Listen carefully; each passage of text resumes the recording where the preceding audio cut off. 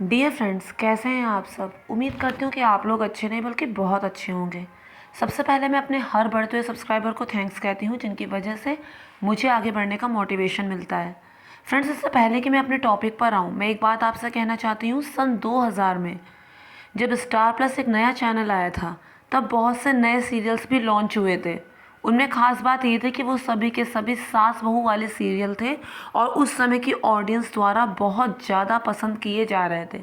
यहाँ तक कि उस समय कुछ इस तरह का हाल था कि जो चीज़ वो टीवी में देखते थे और रियल लाइफ में डिफ्रेंशिएट ही नहीं कर पाते थे। मतलब बहुत ज़्यादा लेडीज़ उन सीरियल से अटैच थी। तब करने के लिए कुछ और ज़्यादा था नहीं, तो लेडीज़ इसी तरह से अपना टाइम पास किया करती थी। तो फ्रेंड्स, इतना ज़्यादा लेडीज़ उससे अटैच थी कि आप लोगों को शायद वो किस्सा याद होगा कि जब क्योंकि सास भी कभी बहू थी, उसमें तुलसी का रोल किसी और को मिला, तुलसी का लीड रोल किसी और को मिला, गौतमी को मिला। तो एक लेडी इस चीज़ को बर्दाश्त नहीं कर पाई और उसे हार्ट अटैक आ गया और हार्ट अटैक में उसकी मृत्यु भी हो गई। और जब उसके घर वालों ने इंटरव्यू दिया तो उन्होंने ये कहा कि इस तरह के सीरियल्स नहीं बनाने चाहिए कि बच्चों से उनकी माँ ही अलग हो जाए। इस तरह की कुछ बात सामने आई थी। इतना ज़्यादा लोग उन सीरियल से अटैच थे।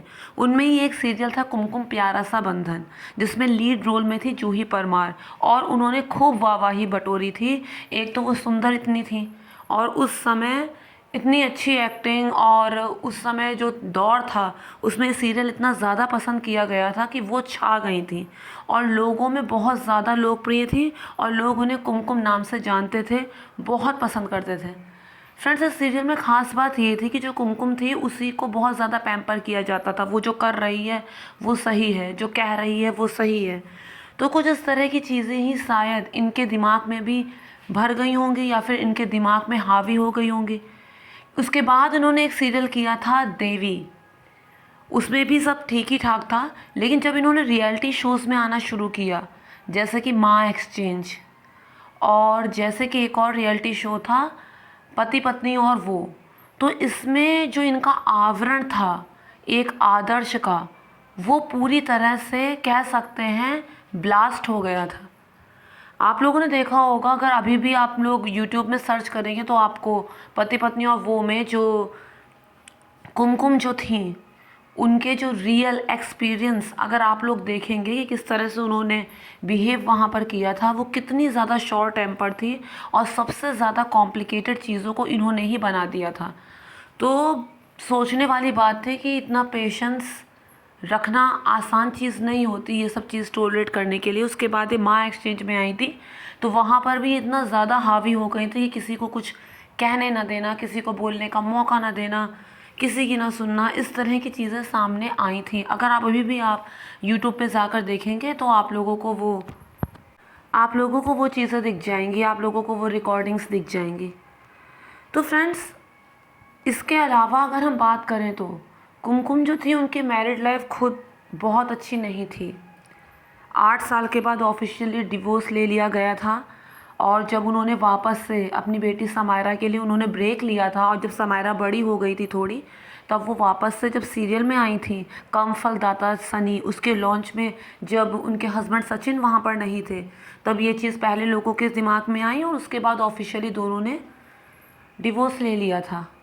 अब ये कोई आदर्श नहीं है, लेकिन इस रियलिटी शो कहानी घर घर की में वो इस तरीके से इतने कॉम्प्लिकेटेड केसेस को हैंडल कर रही हैं, उन्हें समझा रही हैं, प्रॉब्लम्स को शॉर्ट आउट कर रही हैं, जज कर रही हैं, और जिस कुर्सी पर बैठकर ये इस तरह के निर्णय ले रही हैं, तो कहीं ना कहीं दिमाग में ये चीज़ भी क्लिक होती है कि कहे वो जो बोलने का दम रखता हो, जिसकी खुद की लाइफ जूझ रही हो, वो कैसे किसी दूसरे को एडवाइस दे सकता है।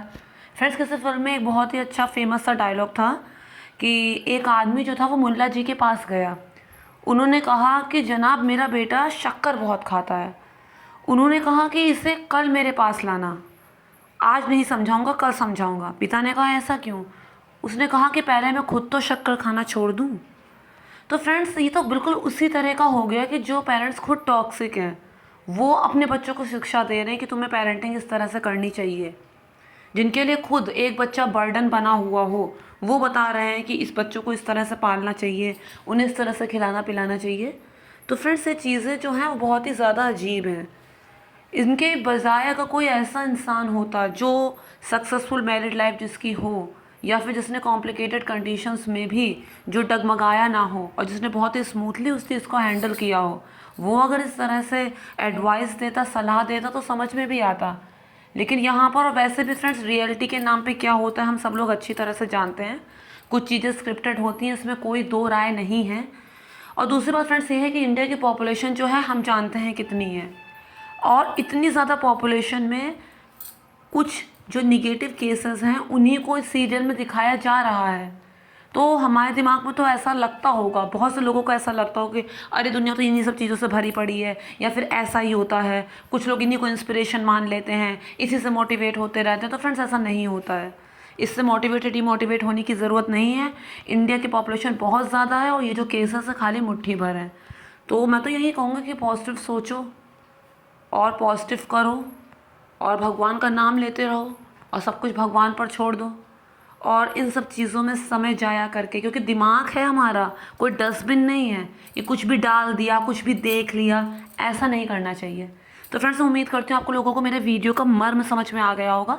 अगर समझ आया तो मेक श्योर मेरे चैनल को सब्सक्राइब, वीडियो को लाइक और शेयर ज़रूर कीजिए। फ्रेंड्स मैंने बीता एक शॉर्ट वीडियो डाला था जिसमें मैंने वेस्ट मटेरियल से एक मिनिएचर सेल्फ बनाई थी।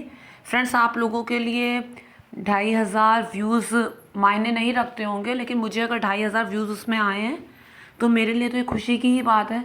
तो thank you friends, thank you so much. और आपके जो भी सजेशन है मुझे कमेंट बॉक्स में लिखकर ज़रूर बताइएगा, ताकि आगे आने वाले वीडियोस में उसी से रिलेटेड बना सकूं।